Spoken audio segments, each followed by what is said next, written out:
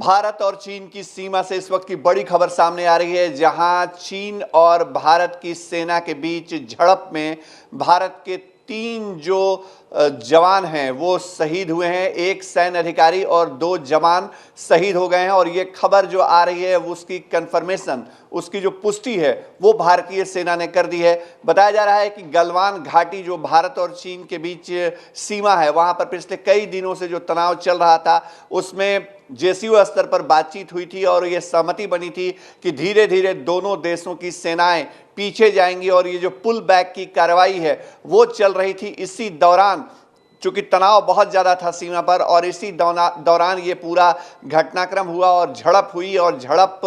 जो हुई है उसमें एक सेना के अधिकारी शहीद हुए हैं और साथ ही साथ 2 जवान शहीद हुए हैं। चीन की तरफ से कोई कैजुअलिटी हुई या नहीं हुई है ये अब तक कंफर्म नहीं है, लेकिन भारतीय सेना ने इस बात की पुष्टि कर दी है कि हमारे जो 3 सेना के लोग हैं वो शहीद हुए हैं। तो जाहिर तौर पे भारत के लिए एक बड़ा झटका भी है और भारत अब कूटनीतिक तौर पर, रणनीतिक तौर पे, साथ साथ जो सैन्य हमारी ताकत है उसके नज़रिए से भी अब भारत को यह निर्णय लेना होगा कि हम चीन के सामने आखिर कैसे मुकाबला करें या चीन को कैसे सीमा पर उसके मुंहतोड़ जवाब दें। ये कई सवाल हैं जो इस वक्त अब खड़े होंगे, क्योंकि देखिए पाकिस्तान के साथ जब भी क्लैश हुआ, पाकिस्तान को की तरफ से जब भी भारतीय सेना के ऊपर कार्रवाई की गई, पाकिस्तान की तरफ से की गई गोलाबारी में जब भी कोई भारत का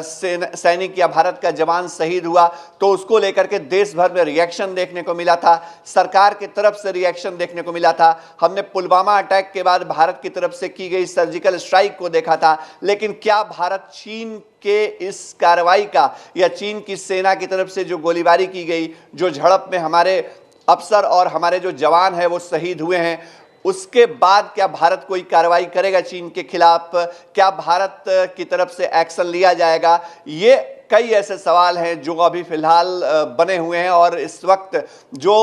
खबर आ रही है उसकी पुष्टि हम आपको बता दें कि भारतीय सेना ने भी कर दी है कि बीती रात जब पुल बैक की कार्रवाई हो रही थी, जब सेना की टुकड़ियों को, दोनों देशों की सेना की टुकड़ियां पीछे की तरफ जा रही थी, उसी वक्त तनाव के बीच एक झड़प हुई जिसमें एक सैन्य अधिकारी और 2 जवान जो है वो शहीद हुए हैं। इस बात की आधिकारिक पुष्टि हो गई है और गलवान घाटी में लगातार तनाव देखा जा रहा था और पेट्रोलिंग जो सेक्टर एरिया है 14 और 15, वहां पे बताया जा रहा है कि ये वारदात घटी है।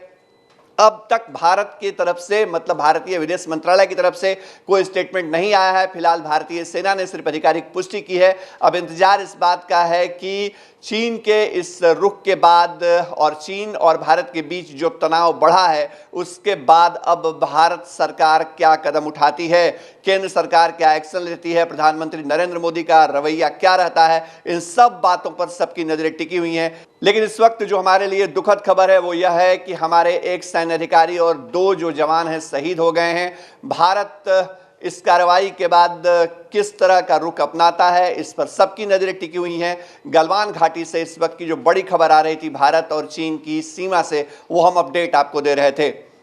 बिहार के आधुनिक अस्पतालों में से एक NSMCH multi speciality 350 bedded hospital, अनुभवी डॉक्टर एवं ट्रेन्ड पैरामेडिकल स्टाफ, विश्व स्तरीय सुविधाओं के साथ अत्याधुनिक ऑपरेशन थिएटर, ICU, NICU, निशुल्क OPD परामर्श, 24 घंटे इमरजेंसी सर्विसेज और जटिल गर्भावस्था का इलाज। Netaji Subhash medical college and hospital, Amhara, Bihta, Patna.